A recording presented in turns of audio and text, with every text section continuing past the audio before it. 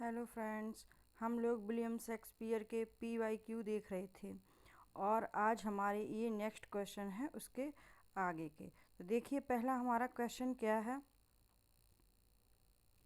इसको which of the following Shakespearean place is in the correct Chronicle order. हमें इसमें Chronicle order में देखना है कि मतलब पहले कौन सा है, फिर इस तरह से देखना है। तो इसमें हमारा B is the right answer है, इसका आंसर बी है। देखिए सबसे पहले मच एडो अबाउट नथिंग आया, ये कब लिखा गया? तो ये 1598 से 1599 के बीच में लिखा गया था और 1600 में ये पब्लिश हुआ था। दूसरे नंबर पर हैमलेट आया था जो 1599 में लिखा गया और 1603 में पब्लिश हुआ था। फिर उसके बाद किंग लियर आया जो 1605 या 6 के बीच में लिखा गया और 1608 में पब्लिश हुआ था। फिर उसके बाद ट्रायलिस एंड क्रेसिडा आया, ऐसा माना जाता है कि ये 1603 में लिखा गया था और 1609 में ये पब्लिश हुआ था। तो अब देखते हैं हमारा आज का नेक्स्ट क्वेश्चन क्या है। देखिए नेक्स्ट क्वेश्चन है हमारा, on seeing whom does Ferdinand Miranda exclaims, "Oh father, surely that is a spirit, Lord, it looks about." किसको देखकर फर्डिनेंड जो है वो मिरांडा कहती है कि father, oh surely that is the spirit lord, how it looks about. तो ये लाइनें किसकी हैं? ये लाइनें टेम्पेस्ट की हैं और ये फर्डिनेंड को देखकर मिरांडा कहती है। ठीक है, नेक्स्ट क्वेश्चन देखते हैं। ये 1610 और 11 में आया था। ये it was रिटिन in mask form और ये मास्क फॉर्म में लिखा गया था। ये विलियम शेक्सपियर का स्वान सॉन्ग भी कहा जाता है। स्वान सॉन्ग जो होता है जो उसकी लास्ट रचना होती है। ठीक है, विलियम टेम्पेस्ट को कहा जाता है विलियम शेक्सपियर का स्वान सॉन्ग। नेक्स्ट क्वेश्चन देखिए, नेक्स्ट क्वेश्चन क्या है, the rhyme scheme of the Shakespearean sonnet. Shakespearean sonnet की राइम स्कीम क्या है? तो friends A B C D E F G, तो इसकी पहले ही राइम स्कीम है। ठीक है, और इसमें इस 2-3 क्वेट्रंस होती हैं और 1 कपलेट होता है। ठीक है, नेक्स्ट देखते हैं, the globe theatre open in. Globe theatre कब ओपन हुआ था? तो ग्लोब थिएटर 1599 में ओपन हुआ था। सी इज़ द राइट आंसर। ठीक है, और ये किसके द्वारा किया गया था? ये शेक्सपियर्स प्लेइंग कंपनी, इनकी जो नाटककार कंपनी थी उसके द्वारा किया गया था। ठीक है, और 1585 और इसमें बता देते हैं ये है जो यहाँ से इनका लास्ट ईयर स्टार्ट होता है। यहाँ से शेक्सपियर अपना घर छोड़कर लंदन के लिए जाते हैं। ठीक है, 16 से 3 में तो हैमलेट वगैरह आता है। और नेक्स्ट देखते हैं, his life was gentle and element so mixed in him that nature might stand up and say to all the world, this was a man. Who is the speaker and about whom is this spoken? ये किसके बारे में कहा जाता है और ये किसने कहा? ठीक है, ये क्वेश्चन है आपका। तो इसका राइट आंसर होगा ये देखिए ये लाइंस कहाँ की हैं? ये लाइंस हैं जूलियस सीजर की। जूलियस सीजर में एंटोनी आफ्टर सीजर का जब कत्ल कर दिया जाता है उसके बाद ब्रूटस से कहता है ये लाइंस। ठीक है, तो इसमें D is the right answer. D is the right answer, Mark Antony on Caesar. Next देखते हैं, नेक्स्ट क्वेश्चन पर देखिए, मार्क एंटोनी कहता है जूलियस सीजर में एक्ट 5 और सीन 5 में, और ये जूलियस सीजर आपका क्या हिस्ट्री प्ले है, रोमन भी प्ले कहा जाता है और ये फर्स्ट परफॉर्म 1599 में हुआ था और ग्लोब थिएटर में सबसे पहले आपका यही प्ले परफॉर्म किया गया था। और इसके इम्पोर्टेंट कैरेक्टर कौन है? जूलियस सीजर है, ब्रूटस है, मार्क एंटोनी है, पोर्शिया है ना। अब देखते हैं हमारा नेक्स्ट क्वेश्चन क्या है। When my love swears that she is made of truth, I do believe her, though I know she lies. ये शेक्सपियर का एक सोनेट है। तो ये किसने लिखा है? तो ये सीधी सी बात है कि ये किसने लिखा होगा? विलियम शेक्सपियर ने। ये सोनेट नंबर 138 8 है। ये इसमें शेक्सपियर कहते हैं कि जब मेरी प्रेमिका है वो ये कसम खा के कहती है कि मतलब when my love swears that she is made of true, वो हमारे लिए सच है, मतलब उसका प्यार सच है, तो मुझे पता है कि वो झूठ बोल रही है, फिर भी मैं उसकी बात पर विश्वास कर लेता हूँ। तो ये 138 है sonnets number. Sexual possessiveness is theme of Shakespeare's. Sexual possessiveness ने शेक्सपियर के किस उसकी थीम है? तो फ्रेंड्स ये है आपका D is the right answer. A midsummer night's dream इसकी ये थीम है।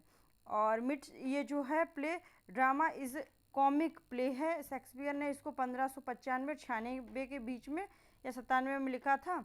और इसमें किसकी इसमें ये क्वेश्चन पूछा जाता है इसमें किसकी मैरिज का है? इसमें थीसस और Theseus the Duke of Athens और हिप्पोलिटा है। सेक्सुअल जेलस इस थीम इन शेक्सपियर्स। तो सेक्सुअल जेलस किस में शेक्सपियर के किस प्ले में है? तो देखिए ये आपके ओथेलो में है। ठीक है, ओथेलो जिसको हम द मूर ऑफ वेनिस भी कहते हैं, इज़ अ ट्रेजेडी शेक्सपियर के द्वारा है, जो कब लिखी गई? 1603 और 4 के बीच में लिखी गई है। और ये स्टोरी ऑन कैपिटनो मोरो ए मूरिस कैप्टन के बाई सिंथियो, इसके ऊपर यहाँ से इसका जो है वो लिया गया। ठीक है, a disciple of Boccaccio first publish in 1565। ये सिंथियो नाम के उसने लिखा था। और ये किसके शिष्य थे? ये बुकेसियो के शिष्य थे। और ये 1565 में पब्लिश हुई थी। William Shakespeare's Julius Caesar Antonio and Cleopatra are based on. तो ये आपकी है प्लूटार्क्स लाइव। शेक्सपियर इनके ये देखिए ये सब प्ले इसी पे हैं। Shakespeare Julius Caesar Antony and Cleopatra and Coriolanus based on Plutarch's Lives. It is also known as Roman play. इनको रोमन प्ले भी कहा जाता है। The word if it were done when this done the there well it were done quickly are uttered by. तो ये किसके द्वारा बोले जाते हैं? ये आपके मेक वेथ के द्वारा बोले जाते हैं। ठीक है, नेक्स्ट क्वेश्चन पर चलते हैं। नेक्स्ट क्वेश्चन क्या है हमारा, देखते हैं। विच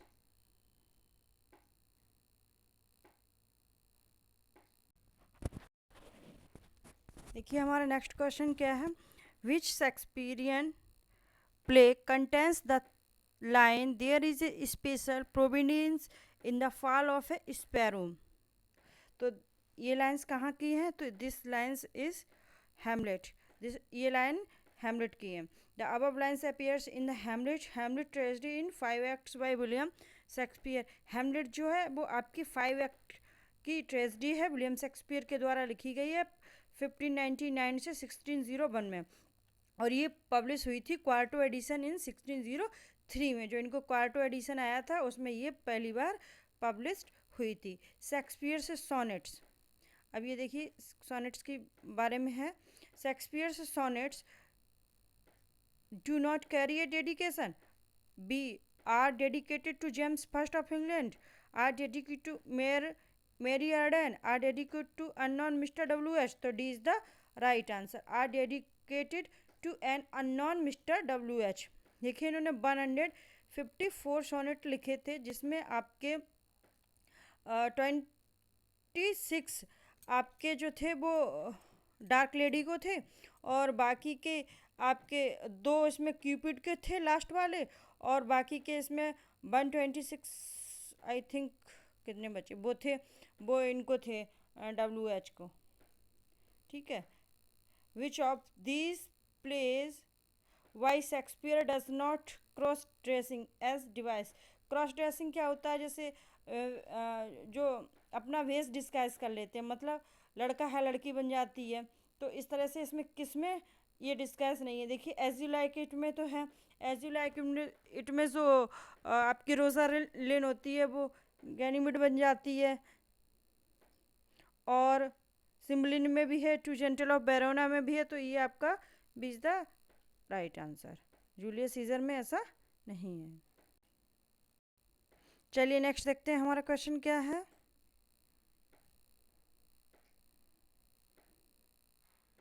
जी देखिए, नेक्स्ट क्वेश्चन है हमारा, हु अमंग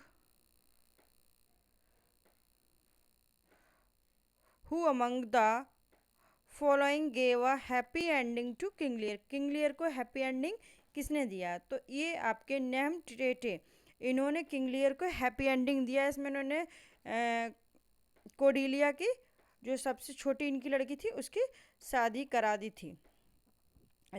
ठीक है, एडगर से, आई थिंक। ठीक है, नेक्स्ट देखते हैं। Read the following statements and reason. ये स्टेटमेंट पढ़ के इनके रीज़न देने हैं। ठीक है, क्या है? ओथेलो किल डेस्टिमोना, बिल्कुल सही है। बिकॉज डेस्टिमोना कमिटेड इनफेडिलिटी, ये गलत है। तो इसमें क्या होना चाहिए? A is the true but R is false, C is the right answer. इसमें सी राइट आंसर है। Who among the following women writer famously imagined plight of Shakespeare's sister? तो इसमें आपकी वर्जीना वुल्फ हैं। ठीक है, Virginia Woolf invented a fictional character Judith as sisters Shakespeare sister in her essay a room of one owns first published 1929 में। Virginia Woolf को इनकी sister, fictional मतलब काल्पनिक सिस्टर माना जाता है। देखते हैं next. Keep up your bright shorts for the dew will rust them, good signor you shall more command with years than with your weapons. The above lines are addressed by Othello to. ये Othello की ये line है, ये किसको address की जाती हैं? तो फ्रेंड्स, ये लाइनें आपकी एड्रेस हैं ब्रवेंजियो को। किसको? फिर भी ऑप्शन देखते हैं, इसमें क्या है? ये रहा।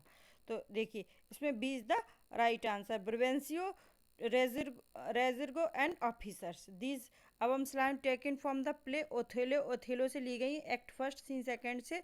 और इसमें ओथेलो हीरो है, वो ओथेलो किसको एड्रेस करता है? ब्रवेंजियो को करता है, और रेड्रिगो को करता है, और ऑफिसर्स को करता है यहाँ पर। तो B is the right answer. चलिए नेक्स्ट देखते हैं। नेक्स्ट हमारा क्वेश्चन क्या है? देखिए, हमारा नेक्स्ट क्वेश्चन क्या है? In King Lear who who among the following speaks the voice of poor Tom? ठीक है, तो इसमें B is the right answer, Edgar. Edgar in the King Lear voice of poor Tom is spoken by Edgar. King Lear tragedy है जो 5 act में है, ये 1605 से 1606 के बीच में आई थी, और पहली बार ये क्वार्टर एडिशन 1608 में पब्लिश हुई थी। देखिए, फॉलस्टेप इज अ करेक्टर इन, जो फॉलस्टाफ नाम का करेक्टर है वो किस में है? देखिए, इसको कैरिकेचर भी कहा जाता है, इस करेक्टर को ही कैरिकेचर कहा जाता है। तो ये आपका द मेरियो बाय विंसर में भी है, और आपका हेनरी फोर्थ पार्ट 1 में भी है। तो इसमें is the right answer, A and B.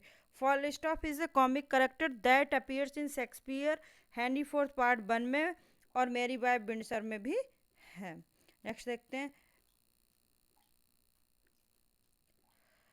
Which of this Greek place was a source for the Winter Tales? Winter Tales का जो है वो सोर्स क्या है? तो B is the right answer, Alcestis is the right answer. Next चलिए इसकी detail देखते हैं।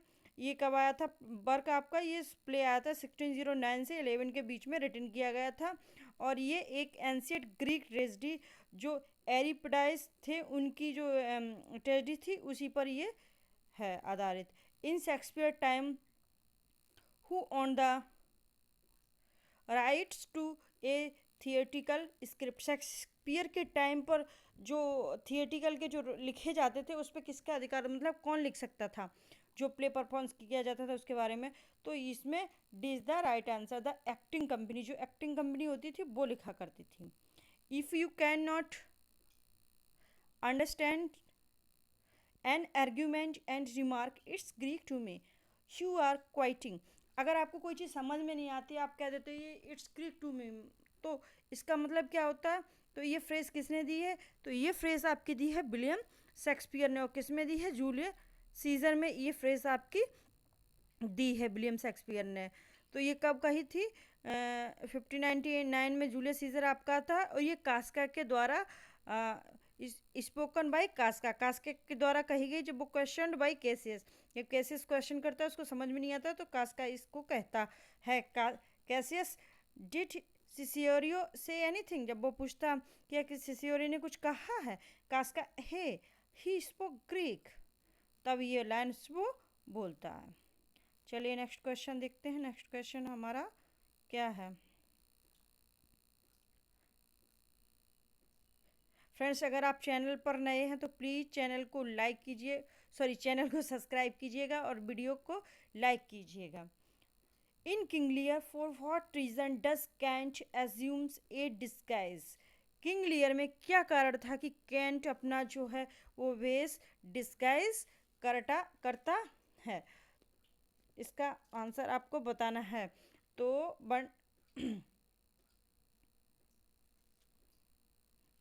तो to continue to serve Lear though Lear has banished him.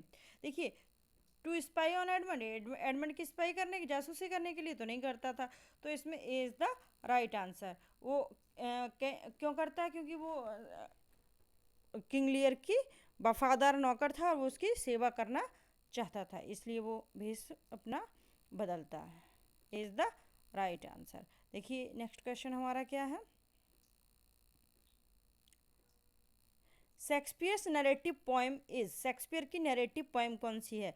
तो देखिए, beans and Adonis. Romeo and Juliet तो एक ट्रेजेडी है और सिम्बलिन कॉमेडी है, और तो इसमें आपकी यही पोएम है beans and Adonis. Was written by William Shakespeare in 1593. It is a long narrative poem. Venus and Adonis is known as first. देखिए, पिछली बार टीजीटी में ये क्वेश्चन आया था, first year of invention said by William Shakespeare. It was written to in 6 line stanza. ये 6 line stanza में लिखी गई है और शेक्सपियर ने इसको अपना फर्स्ट ईयर ऑफ इन्वेंशन कहा है। नेक्स्ट देखिए, नेक्स्ट क्वेश्चन है, doctor Johnson defend Shakespeare's violation of the unities on grounds of. तो ए इज द इसमें राइट आंसर है, the reader's ability to reconstruct. Next देखिए, Sir Toby Belch and Sir Andrew Aguecheek are famous character in. तो देखिए इसमें ये कौन है? ये आपके हैं 12th नाइट के, ठीक है, ये 12th नाइट के हैं। Sir Toby Belch and Sir Andrew Aguecheek are famous character in 12th Night, believe to have been written in around 1600। ये 1600 के करीबन लिखा गया था। और सर टॉबी जो ब्लीच हैं वो कौन है? वो ओलिविया के अंकल हैं, और Andrew Cheek was a rich man है, rich man who Sir Toby brings to be Olivia's bore. अब वही टॉबी ब्लीच बहुत पियक्कड़ हैं, तो वो उसको कहते रहते हैं कि हम तुम्हारी शादी करा देंगे ओलिविया से, इस तरह से वो बनाए रहते हैं। In As you like It who said to whom the following, all the world is a stage. ये आपका एज यू लाइक इट में ये किसने कहा है कि जो एक दुनिया है वो एक रंगमंच है? तो ये आपका फ्रेंड्स कहता है जैकस टू ड्यूक सीनियर।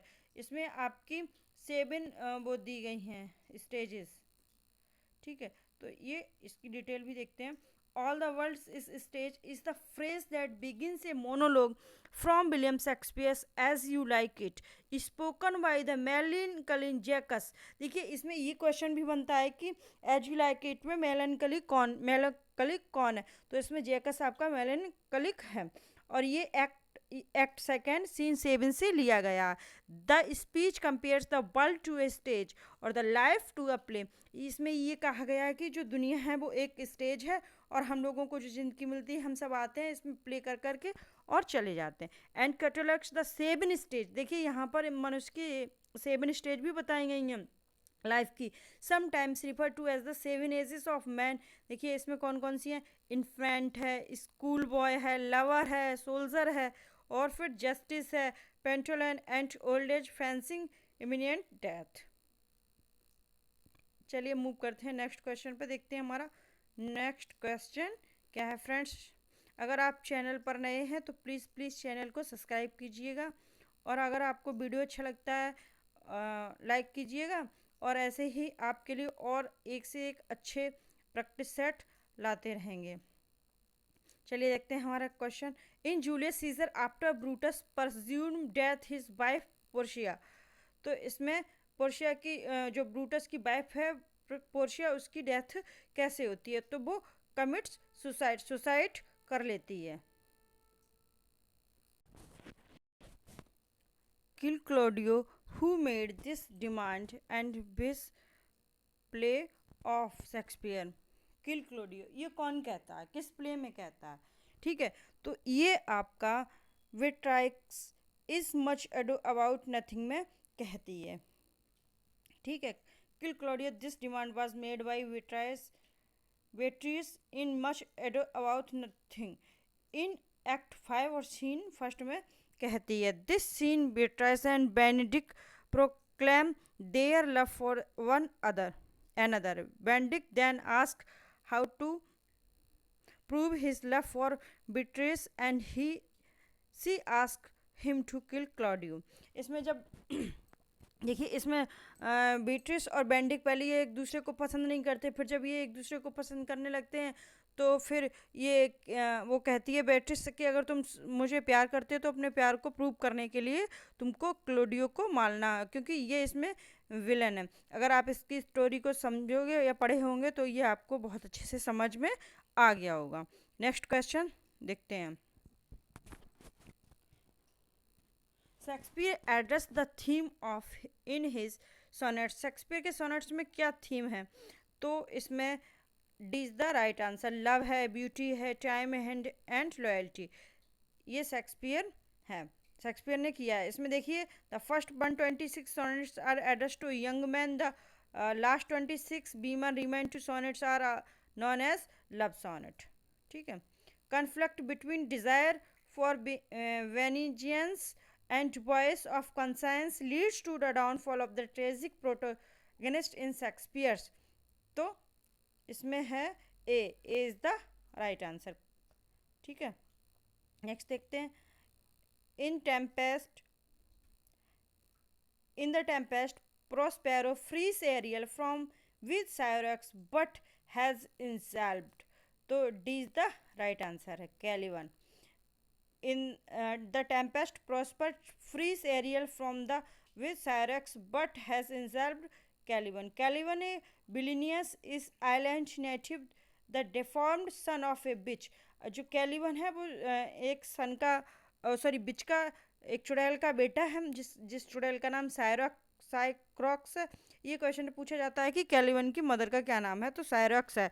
और who ruled the island before Prospero arrive. Prospero यहाँ आया था, इससे पहले उसी का यहाँ पर वो रहती थी, इसलिए यहाँ कैलिबन है जो वो प्रेस्पेरो को पसंद नहीं करता है।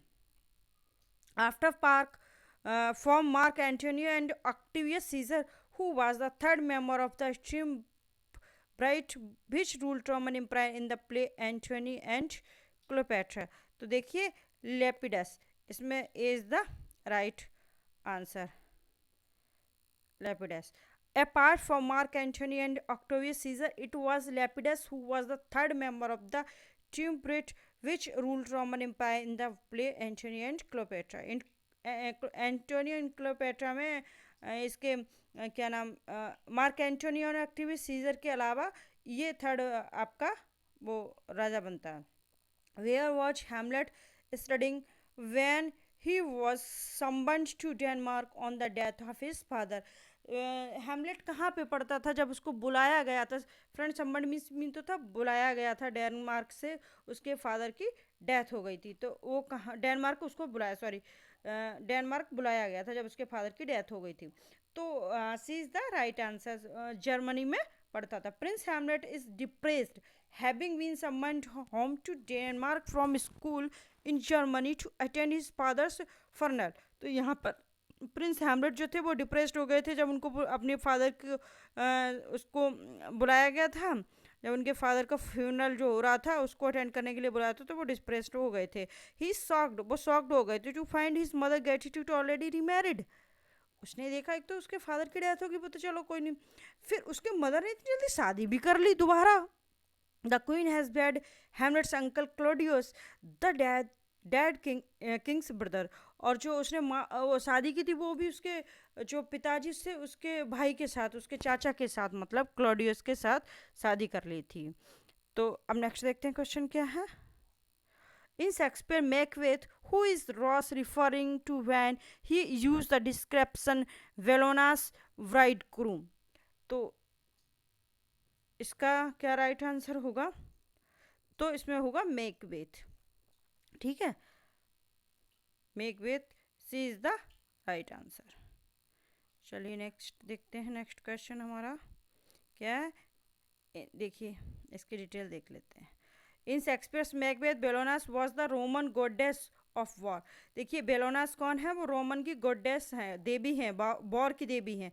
Here the thane of Ross praise Macbeth's unsurpassed kill on the battlefield referring to him as the Bellona's bridegroom. ठीक है, नेक्स्ट देखते हैं।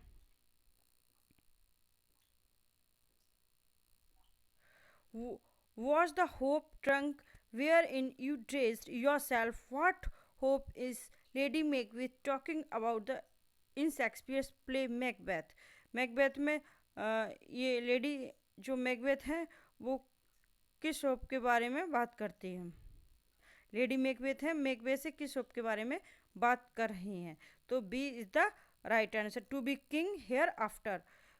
ठीक है, was the hope drink wherein you dressed yourself? He questions whether Macbeth is scared to be the person he wishes to he and do the thing to his wishes to do.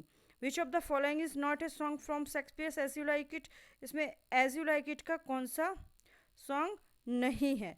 Under the green would ये तो है, blow blow the winter wind ये भी है, तो what shall he have that killed the deer ये भी है, हियर गोड राउंड एंड मेलबरी बस ये नहीं है। ठीक है, ये क्या है? Here we go and mulberry bush is an English language nursery rhyme, ये इंग्लिश लैंग्वेज की नर्सरी रैम है एंड सिंगिंग गेम है। It has a round folk, ये गोल गोल करके गाना गाया जाता है, खेला जाता है। Index number 78। ये क्या है? ठीक है, बाकी क्या है? चलिए फ्रेंड्स, आज इस वीडियो में इतना ही रखते हैं। नेक्स्ट क्वेश्चन अगले वीडियो में डिस्कस करते हैं। अगर आपको वीडियो अच्छा लग रहा है तो प्लीज़ वीडियो को लाइक कीजिएगा और चैनल पर नए हैं तो प्लीज़ सब्सक्राइब भी कीजिएगा।